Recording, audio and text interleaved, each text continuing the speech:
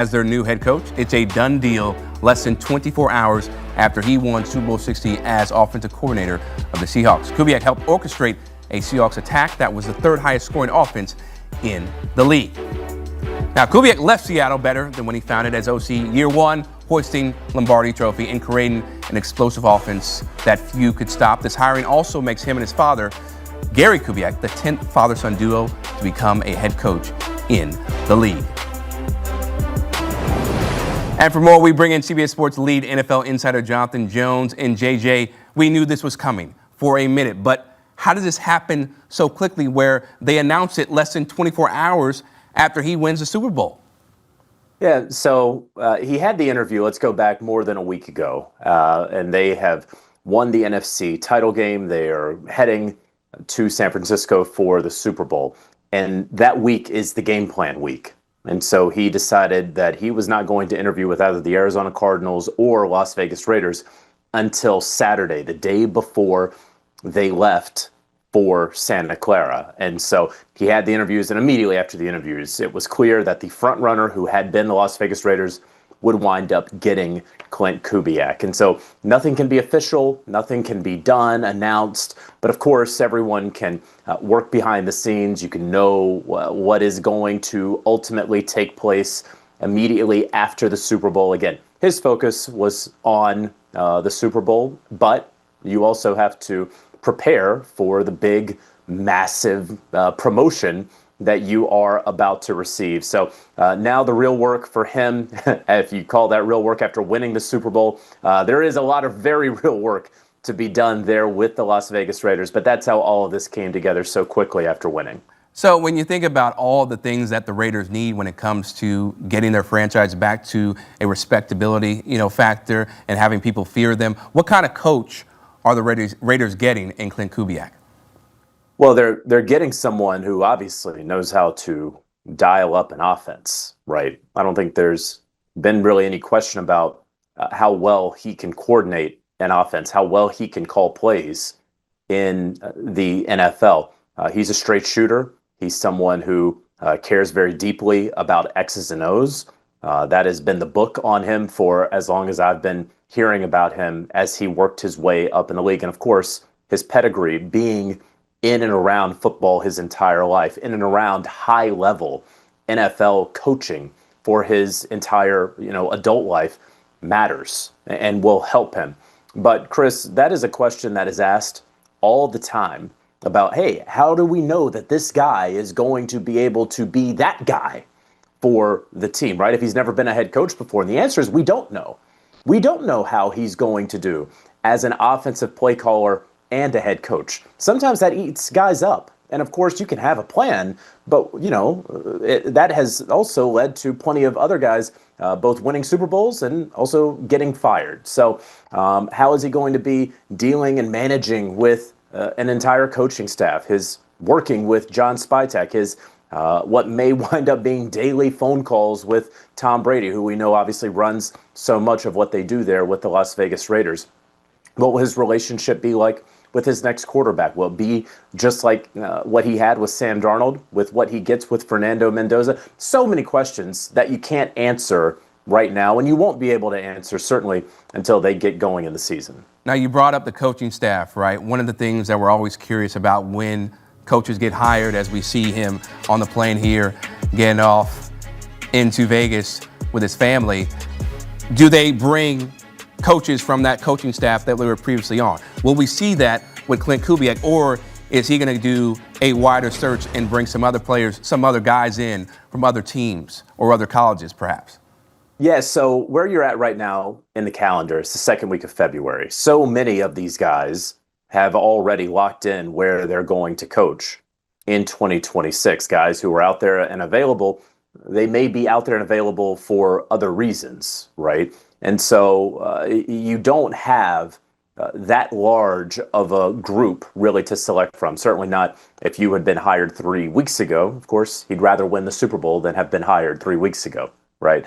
So who's he going to target? Yeah, there's some guys on the Seattle Seahawks staff that he can absolutely bring over with him. Quarterbacks coach Andrew Janocko, he had been with him in New Orleans the year previous. than in Seattle. You can bring him over, perhaps.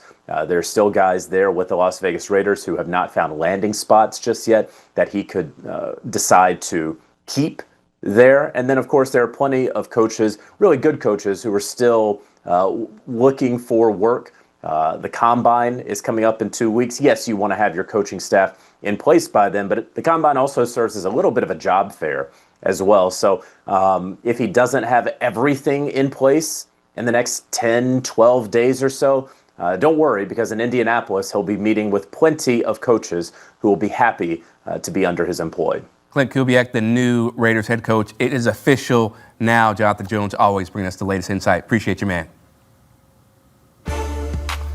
All right, so the Raiders, they have not found the right guy, to say the least, over their last 3 head coaches. Pete Carroll, 1 year, 3-14. That experiment worked terribly. Antonio Pierce, 9-17. Josh McDaniels, 2022-23, 9-16. So perhaps Kubiak can change the course of the Raiders' fortune when it comes to picking head coaches because, their track record as of recently, not good. Still here with us rocking, and this guy Brandon is crazy. Hold on, Zach. We're not just gonna gloss over that. The vegan talking about Big Macs. We're not gonna gloss over that. he likes to be like, oh, I used to eat that stuff. I did. I ain't got no shame by game. I used to eat Big Macs. We're not gonna gloss over that, Brandon. That's all right. That's okay. You was vegan too now, Leger. Let's not act like you were vegan at one point. We talked about this. And you have been feeding people carrots and celery. Disgusting. What's wrong with you? Go ahead. I'm sorry. You're fine. Listen, Leger, we can try to rein in real quick and talk a little bit more about free agency, which we just heard B-Mac and Pete Prisco discuss. And building off the theme of Seattle's defense, in specific, I want to talk about the top 5 edge rushers available this offseason. First off, let's begin with Khalil Mack. Yeah, this is a guy that I believe is going to be 34, is 34, but he still plays at a high level, Zach. He dealt with some injuries last year, was able to come back and provide a big boost to that Chargers defense. This was a top 10 scoring defense, and his sack numbers were down. I believe he had 5.5, but a lot of that had to do because he missed a few games with injury. I paired him with a team like Buffalo. Now, again, they dipped into the Chargers bag last year with Joey Bosa. But the one thing that really plagued this Buffalo's defense was them being able to stop the run.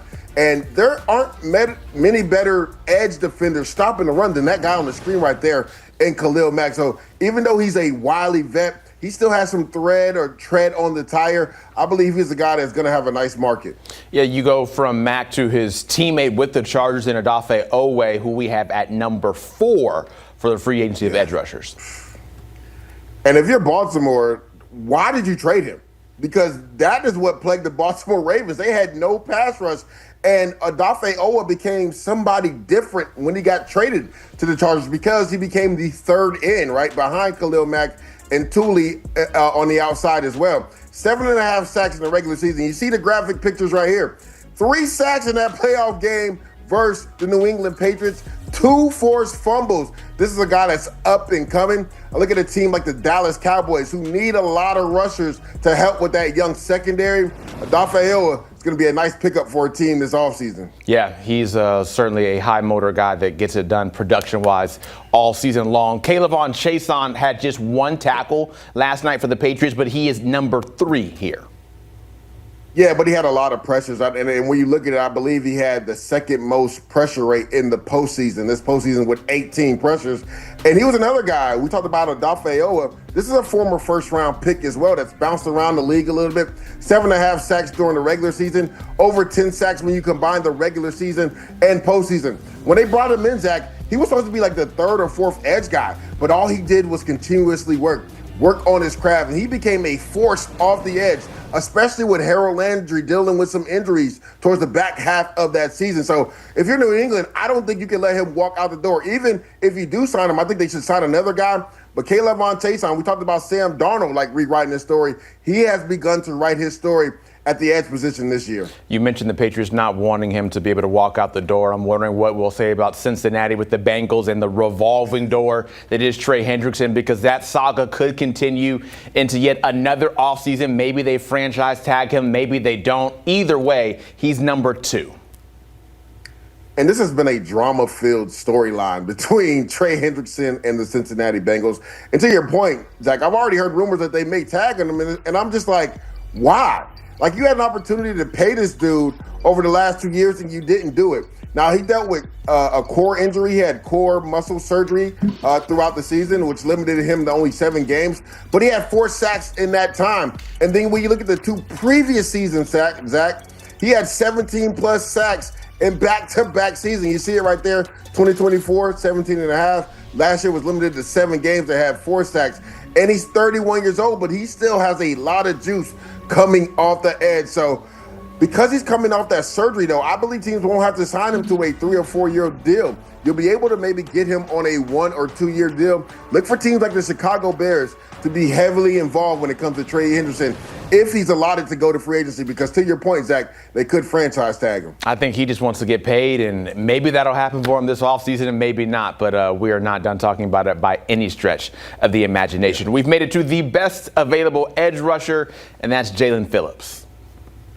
And the question with him is going to be the injury history, right? He's got an ACL and Achilles, but we saw this Philadelphia Eagles defense transform when he got traded at the halfway mark. Believe he was top 4 in the NFL in pressure rate. Didn't have a high sack number, Zach, but the pressure rate, right? Can you speed up the quarterback's clock? Can you get him off the spot? And you see from these pictures that we're showing, he can do that at a high rate. And you see it right there. Once he came over, that pressure rate went significantly up. They blitzed less, and the sack numbers went up as well. So Jalen Phillips, to me, is the belle of the ball when you look at all these edge rushers. The big question mark with him will be the medical exams, right? Because he has a long history of getting injured. But when that guy is healthy and on the field, he's one of the best in the league.